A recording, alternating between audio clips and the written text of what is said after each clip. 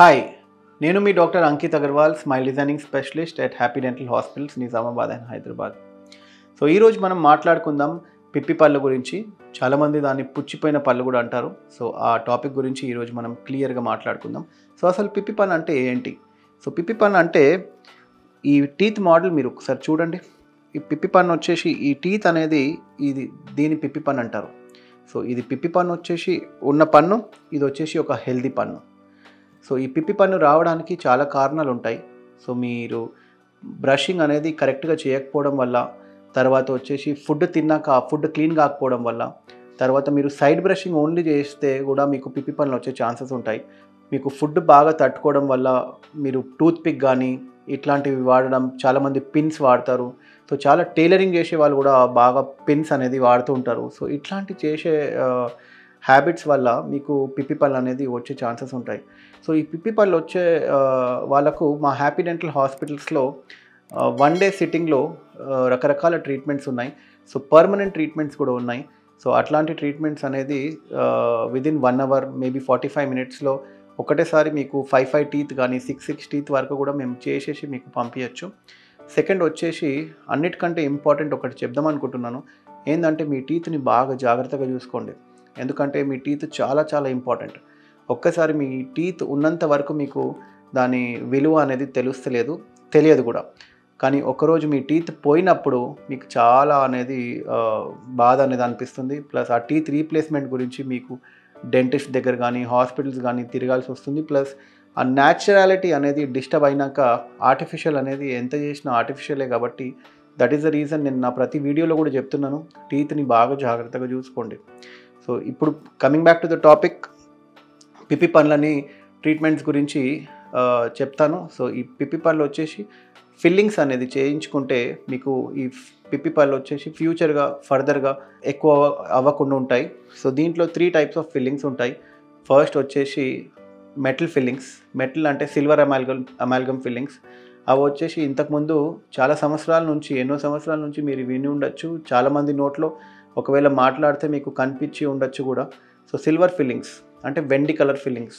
ఆ వెండి colour fillings వచ్చేసి మర్క్యూరీ అల్లాయ్తో యూస్ చేసి చేస్తారు.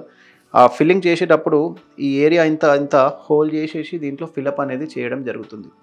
ఇది పర్మనెంటే ఉంటాయి, కానీ మేబీ 5 to 6 ఇయర్స్ లాస్టింగ్ ఉంటాయి. సో ఒక్కొక్కసారి మీకు ఆ ఫిల్లింగ్ ఊడిపోతే మళ్ళీ రీఫిల్లింగ్ అనేది చేయించుకునే అవసరం ఉండొచ్చు.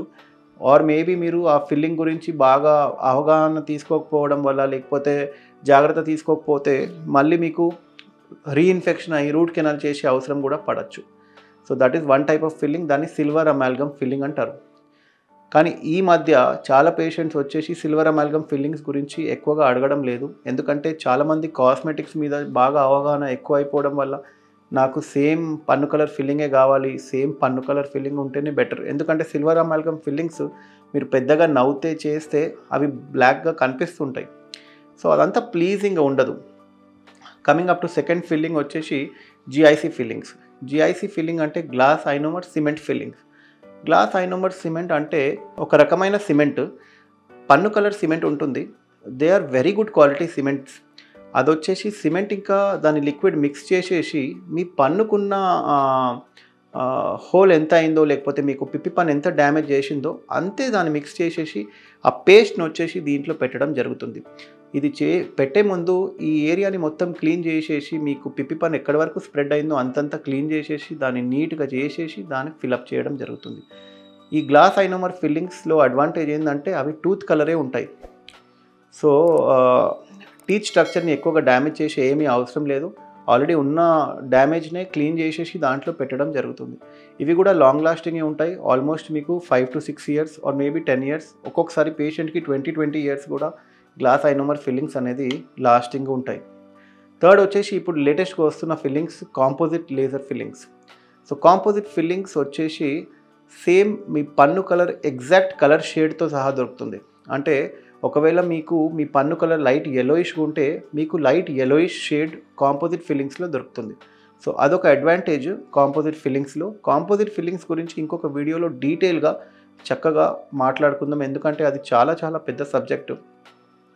So composite fillings semi liquid ఇంకా సెమీ సాలిడ్ స్టేట్లో వస్తాయి. సో అదొచ్చేసి ఎగ్జాక్ట్గా దీంట్లో ఫ్లో అయిపోతుంది. ఫ్లో అంటే అదొక సిరింజ్ ద్వారా కానీ పేస్ట్ లాగా కానీ అట్లాంటివి దొరుకుతాయి కాబట్టి ఎగ్జాక్ట్ మీకు ఎక్కడెక్కడ ఫిల్లింగ్ చేయాలనో ఆ కార్నర్స్ వరకు కూడా మీ కాంపోజిట్ లేజర్ ఫిల్లింగ్స్ అనేది అక్కడి వరకు చేరుతాయి.